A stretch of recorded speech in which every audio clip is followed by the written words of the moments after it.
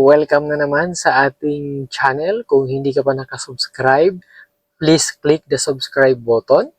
And also, hit mo na rin ang notification bell button para updated ka every time na meron tayong mga bagong upload na videos na tulad nito. Okay. So, ngayon guys, pag-uusapan natin yung LTO driver's license requirements and step-by-step process and yung costing or fees na babayaran natin. So, itong gagawin natin na video ngayon is updated siya ngayong 2026. Okay, so para makatulong ang ating video sa mga magre-renew ng kanilang driver's license ngayong taon. Okay, so I hope itong video na to ay makatulong po sa inyo. No? Kung ito ay kung sa tingin niyo ito ay makakatulong, please share naman po. And also, no, pag-comment na rin dyan kung ano pa mga gusto ninyong pag-usapan natin para magawa natin ng video. Okay, so simulan na natin guys. So, itong pag-usapan natin is yung basic and mandatory requirements ng LTO. Okay, so unang-una, na requirement natin is yung original or current or even expired na driver's license card. Okay. So, yun yung unang requirement natin. Pangalawa, yung medical exam or medical certificate. No. So, ito ay makukuha natin or pwede natin ipagawa sa accredited clinic lamang ng LTO. Okay.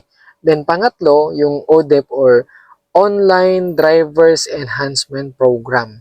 Ito ay gagawin ninyo online using LTMS portal. Okay. Then, meron doon 25 items. So, dapat masagutan ninyo at least 20 correct answers. Okay. So, clear po tayo doon, no? Para makapag-proceed na tayo ng process ng renewal ng license natin. Okay. Then, magdala tayo ng any valid government ID. Okay. So, halimbawa, national ID, passport, or UMID. Okay? Then, aside from that, kung kayo po ay may violation or may penalty, kunyari late renewal ka ng license, make sure na mabayaran na muna natin bago tayo magpunta doon sa LTO office. Ano po? Para hindi tayo pabalik-balik. At least dire-diretso na yung paglalakad natin ng ating renewal ng ating lisensya. Okay, so ngayon naman pag-uusapan natin yung step-by-step process. Okay, sa process ng paglalakad natin or pag-renew natin ng lisensya, meron dalawang option. Una is online and pangalawa is walk-in. Okay, unahin muna natin yung online. Ano po? Kasi marami dyan yung mga busy sa trabaho, no? Hindi makapag-file ng leave para lang mag-renew ng lisensya. So, pwede tayo mag-renew using online or using LTMS portal or yung eGov.ph app. Okay, so ako, nag-try din ako sa eGov.ph app. Okay, pero medyo matagal kasi yung verification sa case ko since first time na pag-apply ko ito ng lisensya. So, ginawa ko, nagpunta na lang ako ng LTO office. So, naging walk-in. Okay? So, ito sinishare ko lang sa inyo para meron kayong guide sa pag-renew ninyo ng lisensya. Okay. Kapag online renewal po kayo, so, unang-una magpa-medical muna sa accredited clinic ng LTO. Okay?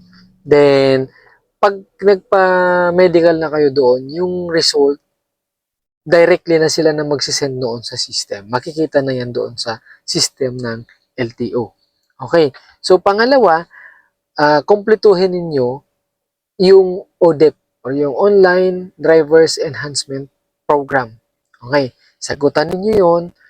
Yun nga, sabi ko sa inyo kanina, passing is 20 correct answers. So, at least maka 20 kayo para makapag-proceed po kayo ng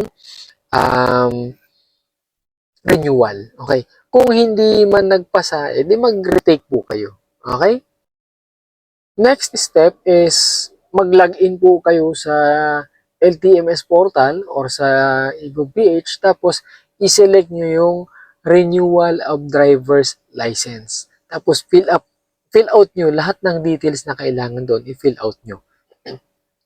Then, pag na-fill out nyo na yon, okay, click nyo yung submit. Ano po, or upload nyo yung details. Okay, para makita na siya sa system.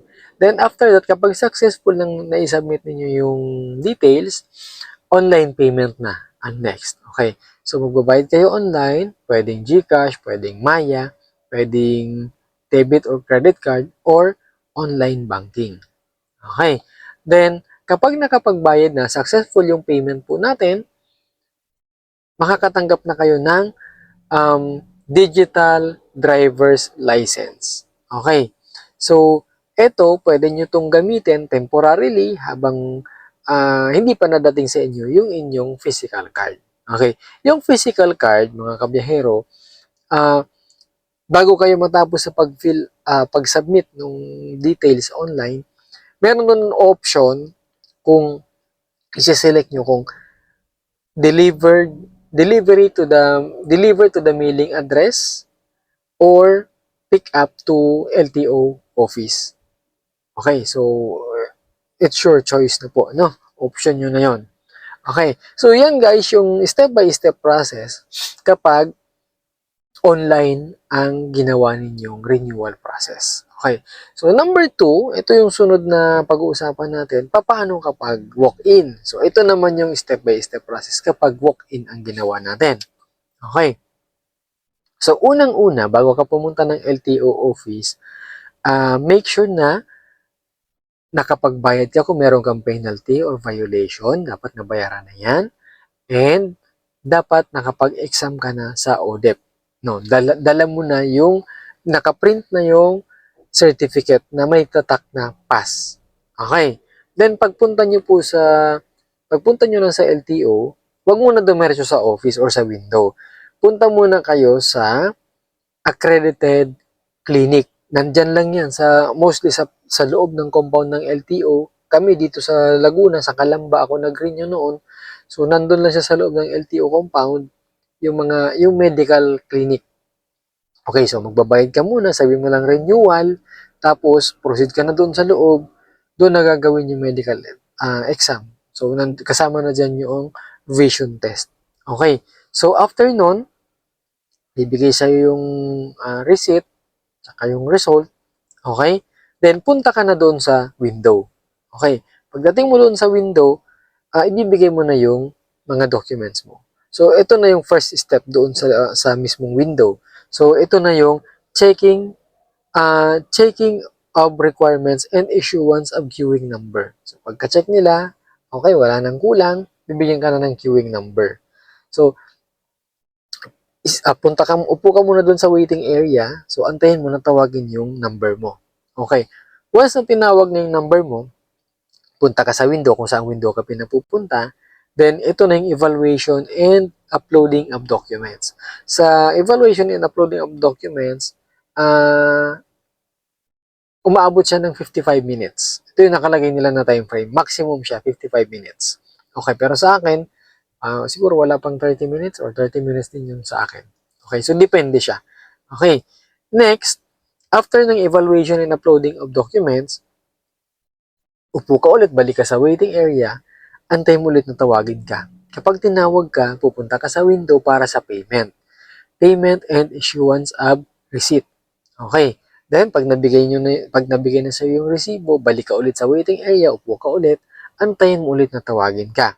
Okay. Pag tinawag ka ulit, pakinggan mo lang kung saan window ka pinapupunta. Ito na yung capturing of photo, signature, and biometrics. Okay, magba-biometrics ka na doon. So, after nito, balik ka ulit sa waiting area, no? Then, antay mo ulit na tawagin ka. Ito na yung last step. Apo, ito na yung printing and releasing of card or driver's license card. Okay, so pagkabigay sa'yo, i-check mo yung details, no? Once na okay lahat, walang correction, okay na. Magpipirma ka na doon sa logbook nila as proof na na-receive mo na yung card. Okay. So, total, itong time frame na to is based to sa oras na binigay mismo ng LTO office dito sa amin. So, umabot siya ng 1 hour and 40 minutes yung kabuuhang processing. Okay, so yan na yung second part, no? First part natin kanina, yung mga list of requirements. Ang second part natin, itong step-by-step process. So, meron tayong dalawang option, pwedeng walk-in, pwedeng online. Okay, then ang last part natin is yung cost or fees. Magkano ba yung dapat bayaran natin? Sa case ko, no, wala akong penalty, wala akong violation. No po. So, ang binayaran ko lang is, unang-una, yung medical exam is 500 pesos. No? Tapos, yung renewal fee is 600 pesos. Okay. Yung ODEP naman is libre naman siya kasi sa LTMS portal yan, online. So, free lang siya. Okay. So, all in all, ang binayaran ko guys is 1,100 pesos only. No? And ang good news is 10 years yung ating lisensya dahil masunurin tayo no, sa batas trapiko. Ano po? So, 10 years na tayo. Okay? So, I hope na nakatulong po sa inyo ang video na to. No?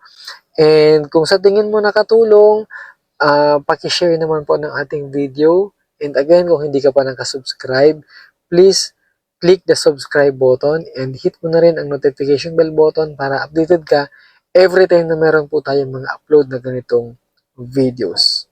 Okay? So again, maraming salamat po. Bye-bye!